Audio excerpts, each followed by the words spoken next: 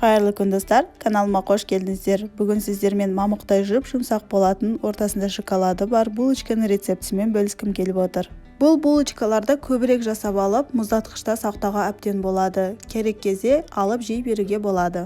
Жылы су, жылы сүт, қант және ашытқыны араластырып, 10 минуттай ашытқы реакцияға түскенге дейін күтеміз. Сұйық май, тұз саламыз. Жұмыртқаларды сары уызы мен ақ уыздарын бөлеміз. Бұл булочкаға тек қана ақ уыздарын саламыз. Сары уызды соңында үстіне жағуға алып қаламыз. Қамыр жақсы көтерілу үшін, булочкалардың жұмсақ болу үшін ұнды көп салып жібермеу өте маңызды. Ұнды аздап саламыз. Қолға кішкене жабысқақ, жұмсақ қамыр илейміз. Егер ұнды көп салып жіберген болсаңыз, қолыңызды кішкене сулап, жұмсартуға болады. Қамырды жақсылап илеу де өте маңызды. 5-10 минуттай жақсылап илеп аламыз.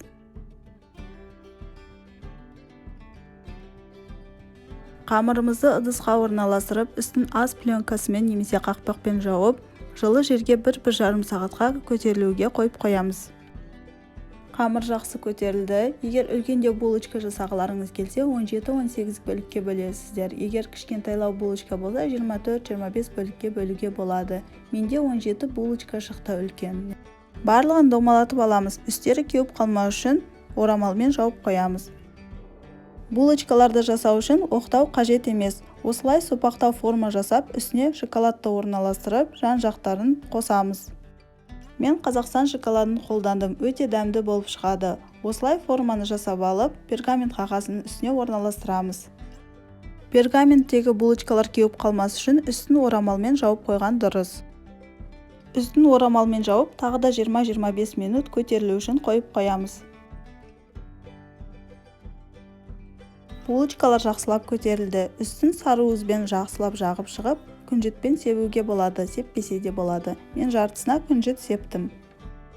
Алдын ала 180 градуста қызып тұрған пеште 20-30 минуттай булочкалар қызарып, әдемі болғанша дейін пісіріп аламыз. Булочкаларымыз осымен пісті, мамықтай өте жұмсақ болып шықты, өте дәмді. Шынымен де осы рецептпен жасап көрулеріңізге кеңес беремін.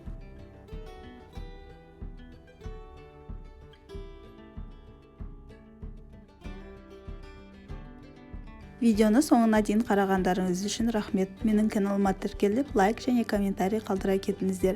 Сіздермен болған баршын келесі видеоларда жүздескенше.